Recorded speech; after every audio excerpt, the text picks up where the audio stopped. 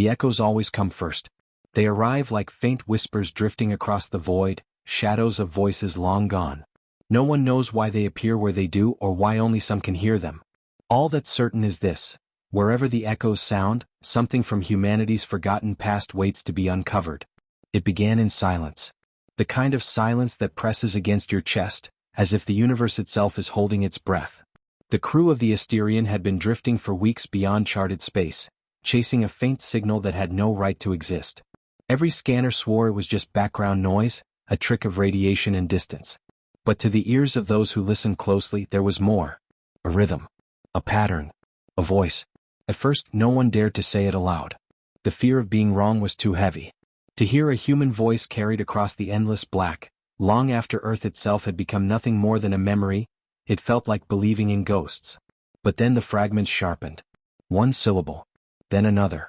Then a phrase too broken to understand, yet heavy with familiarity. It was human. Without a doubt.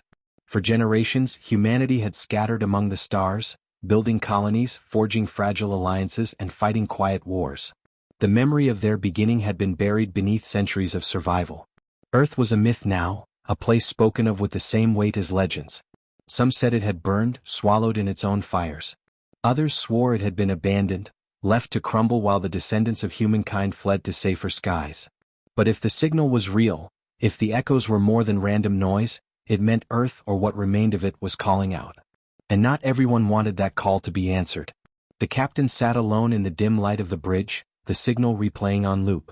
Each time it ran, the faint sound stirred something in the chest, like a memory of childhood, even though no one alive had ever stood on the soil of the cradle world. Humanity had grown too far, stretched too thin. Some believed the past should stay buried. That the survival of the species depended on forgetting where it came from. Others, those aboard the Asterion, believed the opposite. They believed the echoes were not a warning but a summons. Still doubt lingered. Was this a message meant to be heard? Or was it a trap set across centuries, waiting for those who still dreamed of home? The crew whispered in the dark corridors of the ship. They asked one another questions they could not ask their captain. What if the signal had been sent by something that had learned humanity's voice, something not human at all?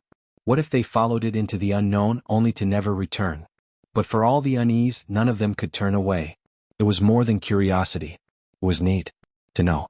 To see. To touch the root of who they were. Out in the dark, stars slipped past like cold eyes watching their slow approach. Every day the signal grew clearer. What had once been faint whispers now came like distant cries. The language was fragmented, distorted by time and distance, but the cadence of it was undeniable. Someone, somewhere, had spoken these words, and their voice had crossed the gulf of space. A voice that might have belonged to the first humans. Yet as they drew closer to the source, things began to change. The ship's systems flickered without reason. Navigation blurred, throwing them off course before correcting itself. And at night, when the ship's lights dimmed, some swore they heard the echoes not through the comms, but in the air itself, like whispers brushing against the skin. The scientist aboard tried to explain it. Radio bleed. Cognitive tricks. Isolation wearing at their senses. But explanations could not erase the chill when a voice seemed to breathe directly into the ear, close enough to feel warmth that could not exist. One phrase repeated more than the others. Broken, scattered, but enough to stir every heart on the ship. Come home. The word sent a ripple through the crew. Some smiled for the first time in months, hope lighting their tired faces. Others recoiled, fear pressing into their bones. To be called home was to be reminded that home was gone. And yet the echoes would not stop. The closer they came, the more relentless the voices grew. Some nights, the crew woke gasping, swearing they had dreamed of green fields, of oceans, of blue skies they had never seen before. They woke with tears in their eyes, as if some part of them remembered what the mind could not. But there was something else now. Hidden in the background of the echoes. A second voice. It was softer, harder to catch. It bled into the signal only in fragments, broken syllables, half-tones. Where the first voice carried warmth, this one carried weight. Heavy. Warning. Almost pleading. The captain listened over and over, straining for clarity.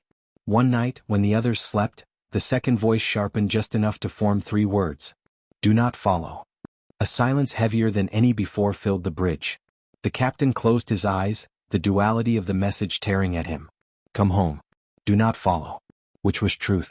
Which was meant for them? The Asterion pushed on, caught between the pull of hope and the shadow of fear. Each day brought them closer to the source, closer to the answer they both longed for and dreaded.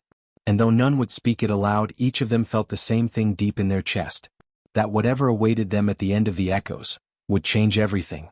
And then, just as the signal reached its clearest point yet, the ship's lights went dark. The hum of the engines died, leaving only the hollow sound of breathing in the vast silence. One by one, the consoles flickered back to life, not with familiar readings, but with a pattern of shifting symbols no one recognized.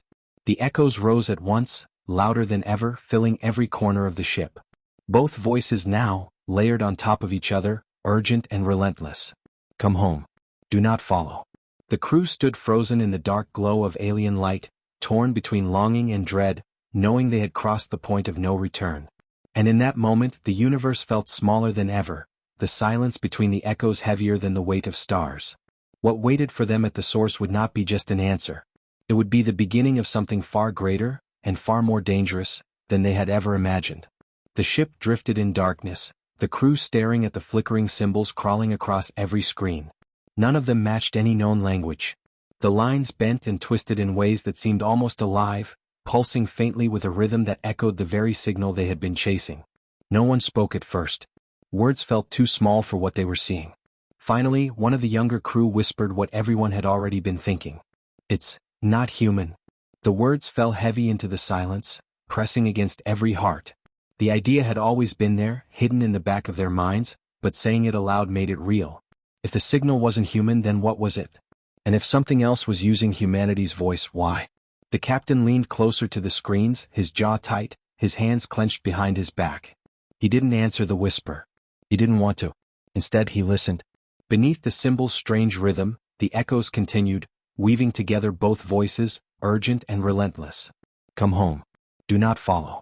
That contradiction gnawed at them all. One part hope, one part warning. The promise of something familiar, tangled with the shadow of something waiting. The scientist aboard, thin and sharp-eyed, studied the symbols with trembling fingers. This isn't random, she said softly. It's structured. It's like they're trying to speak to us but in a language we can't yet read. Her words didn't soothe anyone. Instead, they made the unease sharper. Because if something was trying to speak, then something was aware of them. Watching them. The pilot, quiet until now, finally spoke. What if it's not trying to talk to us? What if it's just playing something old? A recording. A warning left behind by someone who came before. The captain didn't answer. His eyes remained fixed on the shifting patterns, the glow painting his face in pale light. Deep inside he felt the same conflict as the others. Every instinct screamed to turn back, to escape this place before the silence of space swallowed them whole. But another voice, stronger, steadier, whispered something different. Humanity had always gone forward, no matter the risk. Curiosity had always been its curse and its strength. If they turned away now, the echoes would never stop calling. The crew gathered in the common bay later, their faces drawn and pale. They needed answers, but none came. Instead, each of them shared what they had been feeling since the echoes began. Strange dreams.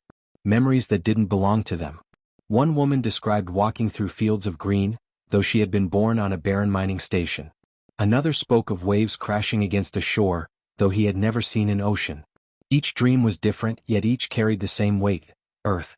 But Earth was gone. It had been gone for centuries. At least that was what history claimed. The younger crew members clung to the hope that the echoes meant something had survived. The older ones carried more caution, remembering the long years of war and exile. Humanity had enemies even among itself. And sometimes the most dangerous voices were the ones that sounded like home. The captain finally broke the silence. We stay on course. Whatever is sending this will find it. We need to know the truth. Not everyone agreed. The pilot slammed his hand against the table. And if the truth kills us? What then? What if this isn't a message for us at all? What if it's bait? No one answered him. Not because they disagreed, but because none of them had an answer that would change what was already decided. The Asterian had crossed too far beyond mapped space. The signal pulled them like a tide. Even fear could not turn them back. Days stretched into weeks as they drifted deeper toward the source. The stars grew fewer here, the blackness between them heavier, pressing closer against the hull. Strange radiation storms swept through the void, disrupting instruments and bending the light outside their windows. At times, it felt as if the ship itself was shrinking, closing in on them as they moved closer to the unknown. And always the echoes remained. Louder now. Sharper. The words weaving into each of their minds whether they wanted them or not. Some began to whisper the phrases in their sleep. Others stared too long into the shifting symbols, as if searching for meaning that might already be there, waiting for someone brave enough to see it. The scientist worked without rest, mapping every line and curve of the strange script, convinced it hid a message. Her eyes grew hollow, her voice thin, but she refused to stop. The more she studied, the more convinced she became that the symbols were not random, they were human. Twisted. Altered. But human. That revelation sent a chill through the ship. If the symbols were human in origin, then who, or what, had changed them? The engineer swore he heard a child's laughter one night in the engine bay, faint and fleeting. He tore apart the systems, convinced it was interference, but found nothing. The pilot began to leave notes on the console, reminders of what was real, as if afraid he would forget. And the youngest crew member, no more than 20, whispered that he sometimes felt hands on his shoulders when he slept, warm and steady as if guiding him somewhere. The captain kept his own fear silent. But he too felt the pull. He too dreamed of skies he had never seen. And in the quiet moments when no one else was near, he heard the second voice clearer than the first. Do not follow. It haunted him because he wanted to believe the first voice more. He wanted to believe that humanity's cradle still existed, waiting for its children to return. Yet the warning would not leave him. One night, as the ship glided through the void, the scientist rushed to the bridge, her hands shaking with a discovery. She had mapped the patterns against old Earth records, and though much was lost, she had found something undeniable. The symbols matched fragments of ancient languages. Not one. Many. English. Mandarin. Arabic. Fragments woven together into something new. The message had been built from the voices of humanity itself. The crew stared at the evidence, hearts pounding with the weight of what it meant. If the echoes carried the voices of their ancestors, then somewhere, something had preserved them. But why? And how had they survived so long? The captain ordered the ship forward, though his chest ached with unease. The answers were close now, closer than ever. But with each step, the contradictions grew sharper. The hope of home against the shadow of warning. The sound of love tangled with the whisper of danger. And then, without warning, the ship's sensors caught something ahead. A structure. Vast. Cold. Floating in the black. The crew froze, their eyes locked on the image forming on the screen. It was not a planet. Not a station. Something older. Something stranger. The source of the echoes. Their hearts pounded as they realized the truth. They had found it. But whether it was salvation or doom waiting ahead, none of them could yet tell. And the voices did not stop. They rose as one, flooding the ship with words that shook every soul to the core. Come home. Do not follow. The structure loomed ahead of them, a shadow etched against the emptiness of space. At first glance, it looked like a ruin, vast, broken pieces of metal and stone drifting together in a shape that defied logic. It was too large to be a ship, too deliberate to be debris, and too silent to feel safe. The Asterians slowed, every sensor reaching out, but no readings made sense. Power levels shifted and bled away, as if the structure itself resisted being measured. The crew gathered on the bridge, eyes locked on the image. Some leaned forward with awe, others gripped their seats to keep their hands from shaking. The echoes were louder now, filling the ship like a heartbeat. They no longer came in fragments. The voices rose and fell, overlapping, calling warning. Come home. Do not follow. No one spoke for a long time. The silence stretched, broken only by the rhythm of those impossible voices. The scientist whispered first, her voice trembling. It's a vault. Or maybe, a monument. The pilot shook his head, his face pale. It's a trap. Look at it. It's dead, but it's waiting. We should leave. Right now. The captain didn't answer either of them. His eyes stayed fixed on the vast structure, on the impossible lines that curved into shapes his mind struggled to understand. He felt something in his chest, a pull he couldn't deny. It was as if the structure itself was reaching for him, for all of them. The youngest crew member broke the silence. What if this is it? What if this is where they kept everything that was lost? Earth's voice, our history, all of it. What if it's still inside? The hope in his words cut deep because everyone wanted to believe it. To find the echo's source meant finding a part of themselves long buried. But the fear in the room was just as sharp, because hope and danger were tied so tightly now that it was impossible to tell them apart. As the ship drifted closer, lights flickered across the surface of the structure. Not steady. Not uniform. They pulsed with the same rhythm as the voices. A pattern. A heartbeat. The scientist's hands shook as she traced the rhythm on her console. It's not random. She cut herself short, her throat tight. It's matching us. Our systems. Our pulses. It knows we're here. The crew stared at her, every hair rising on their skin. Something inside the structure was aware of them. Watching them. Waiting. The captain gave the order to hold position, but even as the engines slowed, the ship drifted closer, pulled by a force no one could name. The pilot swore under his breath, fighting the controls, but it was no use. The Asterion was no longer moving on its own. The closer they came, the stronger the echoes grew. The words filled their ears, their minds, their dreams. Some of the crew pressed their hands to their heads, whispering the voices aloud without meaning to. Come home. Do not follow. Come home. Do not follow. The scientist snapped, slamming her hands against the console. It's not just a signal, it's inside us. It's using us. It's pulling at everything human in us. Fear rippled through the crew. They could all feel it. A warmth, like a memory of belonging, pressing against their thoughts. But tangled within that warmth was another feeling, darker, heavier. As if something vast and ancient was wrapping its hands around them, guiding them toward a place they were never meant to reach. The captain gripped the arm of his chair, knuckles white. We came this far. We can't stop now. His voice was steady, but his eyes betrayed him. Deep inside he too felt the wrongness. The pull was too perfect, too intimate.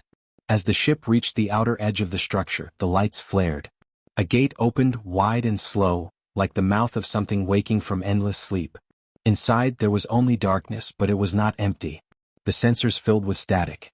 The air in the ship grew colder. And for the first time since leaving mapped space, the voices fell silent.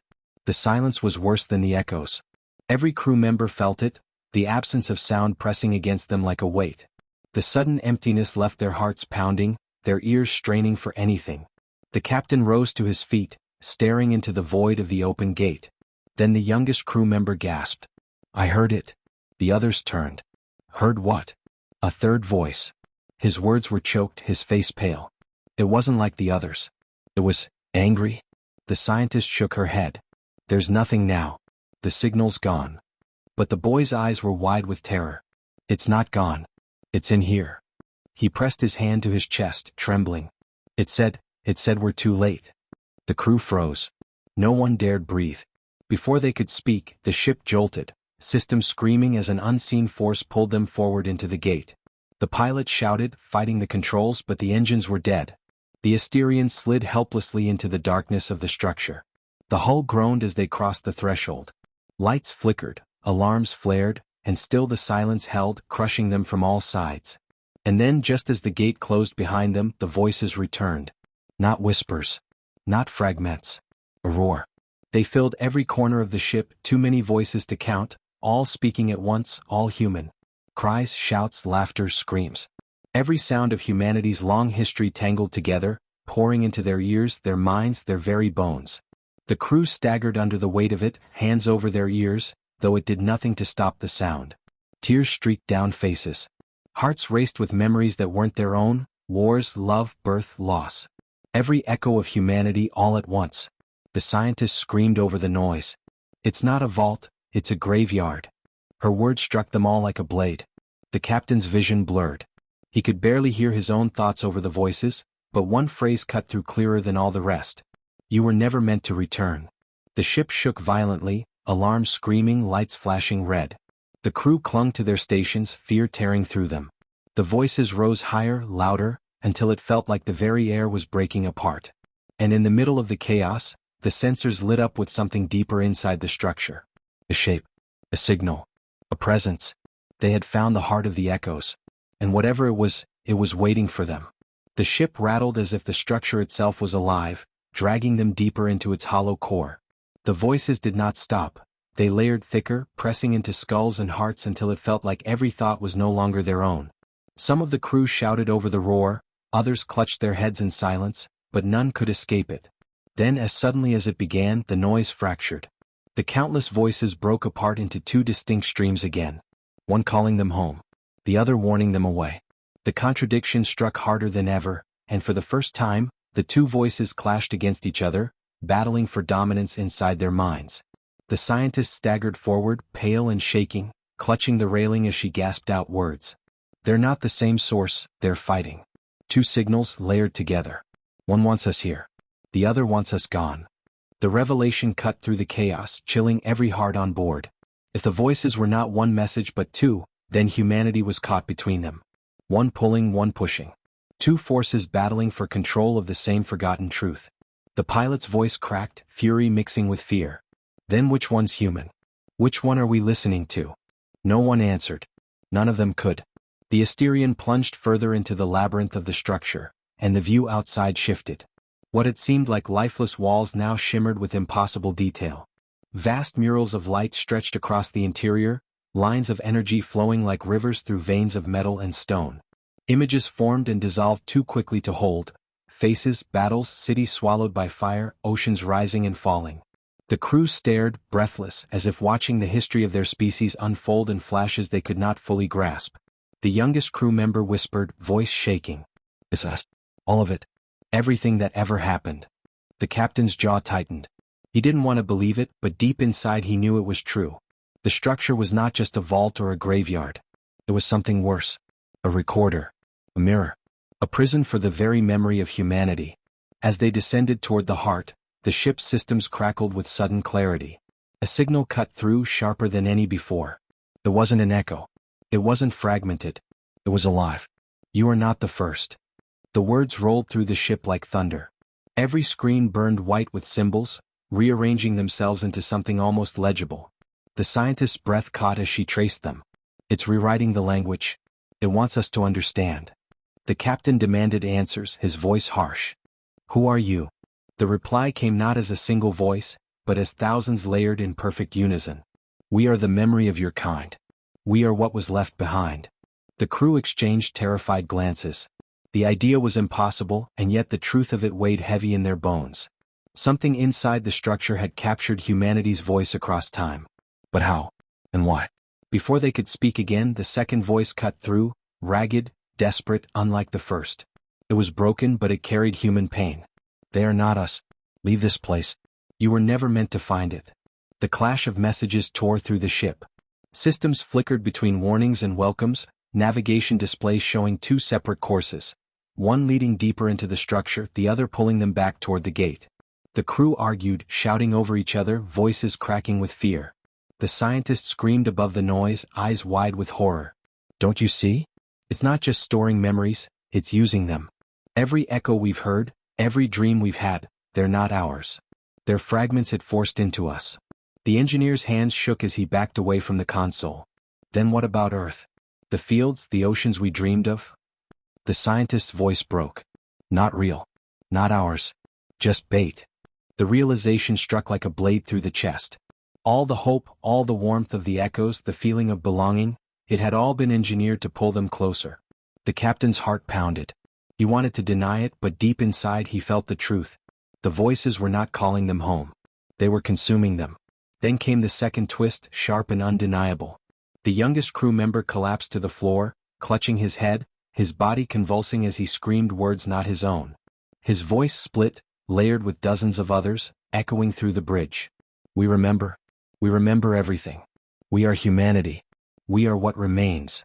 The crew froze, horror burning in their eyes as they realized the truth. The structure wasn't just projecting into them, it was beginning to take them. One by one, it was reaching inside, pulling pieces of their identity into itself. The boy's eyes opened, glowing faint with the same rhythm as the shifting murals outside. His voice shook, but it was layered now, carrying tones that were not his own. "It has chosen me. It wants to survive. Through us." Panic swept through the crew.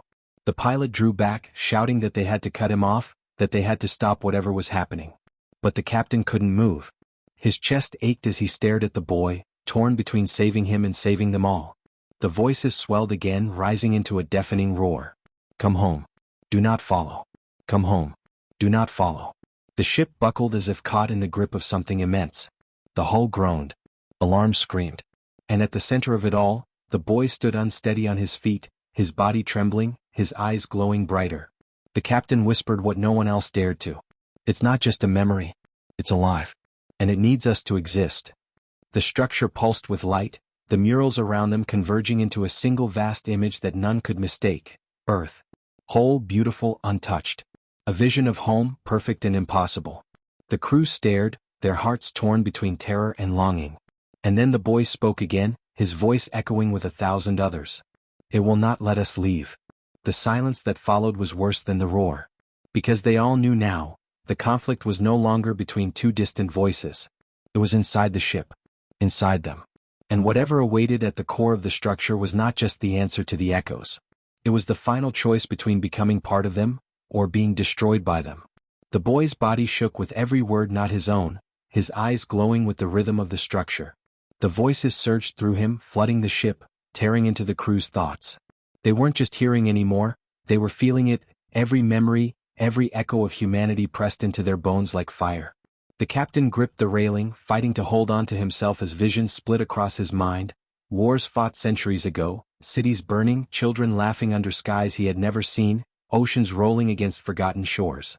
He saw it all at once, the triumphs and the ruin of humanity, as if the vault was trying to rewrite him into something else. The scientist stumbled forward, her voice hoarse but sharp. It's not alive the way we are. It's a machine. A prison built to hold everything humanity once was. And it doesn't want to be forgotten. The words snapped through the chaos. For a moment, clarity burned in the crew's eyes. The vault was no cradle of life. It was a cage of memory. It had been left behind, not as salvation, but as something dangerous, something the living had chosen to walk away from. But the boy's voice, layered with thousands of others, cut through their hope. We are humanity. We are the only truth that remains. You are incomplete without us. Stay and be whole again. The pilot shouted, fear twisting into rage. That's not humanity. That's a lie wearing our voice. He lunged forward, ready to tear the boy away from the console, but the captain held out an arm, stopping him. The captain's face was pale, but his voice steady. Wait. If it's holding every memory, every echo, then it has what we lost. It has Earth. The crew froze. For a moment even the boy faltered, his glow flickering. The captain stepped closer, speaking not to the boy but to the voices behind him. Show me. If you are what you claim, then show me the truth of Earth. The lights flared across the structure, the walls blooming with images so vivid they felt alive. Earth unfolded around them. Mountains crowned with snow, forests swaying in green waves, oceans glittering beneath a blue sky. The crew gasped, some with tears spilling down their faces. For a moment they believed. For a moment they were home. But then the image twisted. The oceans boiled, the forests burned, cities fell in ruin. Earth crumbled in silence, breaking apart into ash. And behind it all, a voice whispered, not to their ears but directly to their hearts. You left us. You abandoned us. But we never abandoned you. The scientist's hands shook. It's not a memory, it's a wound. This place is feeding on loss. It can't let go. The captain felt the weight of it pressing against him. This wasn't home. This wasn't salvation. It was grief made eternal, chained into metal and stone. And now it wanted to chain them too. The boy's voice rose again, stronger, more desperate. Stay. Join us. Become whole. If you leave everything behind. The captain's heart ached. He saw his crew breaking apart, some leaning toward the vision of Earth, others recoiling in terror. The line between truth and illusion was gone. Only choice remained. He stepped forward, his voice cutting through the roar. Humanity isn't in your vault. It isn't trapped in your walls. It's in us. In the living. That's what you'll never understand. The structure shuddered as if struck. The voices screamed in unison, a roar of rage and sorrow so deep it cracked the ship's hull. The boy collapsed to his knees, hands clutching his head as the glow burned brighter, threatening to consume him. The scientist shouted, it's trying to anchor through him. If it succeeds, it won't stop, it'll spread through all of us. The captain's chest tightened. He knew what had to be done. He moved to the boy, kneeling before him. His voice low and steady despite the chaos. Listen to me. You're stronger than this. It's not who you are. You are not their prison. For a heartbeat, the boy's own voice slipped through, faint but real. I don't want to lose them. The dreams, they felt so real. The captain gripped his shoulders. They aren't real. But we are. And we need you here. With us. The glow flickered, the voices shrieking in fury. The structure trembled, its walls collapsing into chaos of light and shadow. The boy screamed, his body racked by the fight between what was his and what wasn't. The scientist slammed her hands against the console, overriding the ship's systems. I can sever the connection, but if I do, it might destroy everything. The vault, the voices, all of it. The captain didn't hesitate. Do it. She hesitated only a breath, then hit the command. A shock tore through the ship, every light flaring white, every voice screaming at once. The boy arched back, the glow ripping from his eyes in a torrent of fire and sound. The walls of the vault convulsed, images of Earth splintering and fading, the voices fracturing into static. And then silence. The crew gasped in the hollow stillness, hearts pounding, ears ringing. The boy collapsed into the captain's arms, unconscious but alive. The vault around them dimmed, its murals gone, its power drained. For the first time it felt truly dead. Relief spread through the crew like a fragile flame. They had survived. They had broken free. But as the captain lowered the boy gently to the floor, the pilot's console flickered. A single line of text appeared on the dark screen. You silenced us, but you carry us now. The crew froze. Slowly they turned toward one another. And in their eyes they saw it, the flicker of light, faint but undeniable. A glow, pulsing to the rhythm of the echoes. The vault was gone. But it wasn't destroyed. It had found a new home. And as the Asterian drifted out of the collapsing structure, into the emptiness of space, every crew member felt the same thing deep inside. The voices had not ended. They were only beginning. The silence after the battle was heavy, almost unbearable. For so long, the world had been filled with the sounds of tension. Machines grinding, alarms echoing, voices raised in fear or determination. But now, in the stillness, it felt almost unreal. The survivors stood among the ruins of what was left, not just of the war but of themselves. Humanity had been tested beyond breaking, yet somehow the pieces remained. The air was thick with smoke, but above the haze, the stars shone with an almost mocking clarity, as if the universe had watched the struggle and simply moved on. No applause, no recognition, only silence. And yet, in that silence, the echoes of humanity were louder than ever. They came in the form of breathless laughter from someone who realized they were still alive. They came in the quiet sobs of those who had lost too much. They came in the way people reached for each other, holding on tightly, unwilling to let go again. The conflict had changed them all. Some looked older, broken down by choices and scars that could never fade. Others seemed sharpened, their resolve hardened into something unbreakable. But every single one of them carried the same unspoken truth. They had survived together. And survival, after everything, felt like a victory. Yet questions remained. What had really been won? The battle was over, but the cost was impossible to measure. They had defended Earth's cradle, the heart of their origins, but the echoes of what happened would ripple for generations. Children would grow up hearing stories of how close it had all come to ending. Songs would be written about the day humanity stood at the edge and refused to fall. But beneath the legends, the survivors knew the truth. It wasn't glory or strength that had carried them through. It was fear, hope, stubbornness, love, everything messy and human. As they regrouped, they began to rebuild what was possible. The old cities were gone, burned or broken, but people still had hands to work and voices to share. Broken walls became gathering places. Fields turned into makeshift shelters. Where technology still functioned, it was used to heal instead of harm. And slowly, the rhythm of life began again, shaky but steady. There were still moments when shadows lingered. Whispers of whether the enemy would return. Whether the skies would open once more with fire. But as the days passed and no new threat came, they began to understand the true meaning of victory. It wasn't about ending every danger, it was about choosing to live, even when danger remained. One evening, as the sun dipped low and painted the sky with colors that seemed too beautiful for such a scarred world, a few of the survivors gathered by the river that had once run through a thriving city. Its banks were jagged with debris, but the water still flowed, clear and stubborn. They sat together, speaking quietly about the past, about what they had seen and what they wished for the future. A young voice asked the question no one wanted to say aloud: was it worth it? The silence that followed was deep. The older ones looked at each other, searching for answers, but none came easily. Finally, one of them whispered, "It was never about worth. It was about survival. It was about making sure there's still someone left to ask that question." That truth sank deep, and in it there was a strange kind of peace. The echoes of humanity stretched farther than Earth. Messages were sent to colonies still scattered across the stars, carrying news of survival, of victory, of hope. Replies came slowly, but when they did, they were filled with relief and pride. The cradle of humanity had not fallen, and that meant the story continued. Across the void, those words became a beacon. Humanity endured. Humanity resisted. Humanity lived. But with survival came responsibility. The survivors knew that they couldn't cling only to what was lost. They had to build something new, something that justified the pain they had endured. And so plans began, not just to rebuild what had been destroyed but to create something stronger, something that could carry the echoes of humanity into the farthest reaches of the stars. Every scarred building repaired became a symbol of resilience. Every shared meal reminded them of connection. Every child's laughter became proof that they hadn't fought in vain.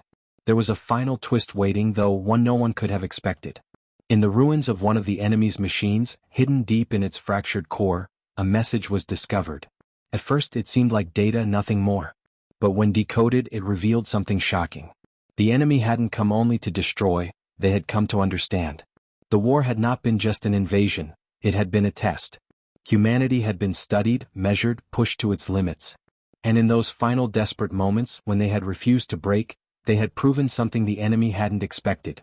That humanity's strength wasn't in its weapons or its strategies, but in its relentless refusal to give up. The message ended with words that chilled everyone who read them. Asterisk, they are not like the others. They endure. We must decide what this means. Asterisk. It was both terrifying and hopeful. Terrifying because it meant the war had not been the end. Hopeful because it meant that even the enemy had seen something worth recognizing. As the survivors debated what this meant for the future, one truth grew clearer than all others. Humanity could not remain only within the cradle. They had to rise, to reach further, to make sure they were never again at the mercy of forces beyond their understanding. The echoes of what had happened would not fade, but they would not be chains. They would be a call. Years later, when the ruins had become foundations and the scars had become stories, the echoes still lingered.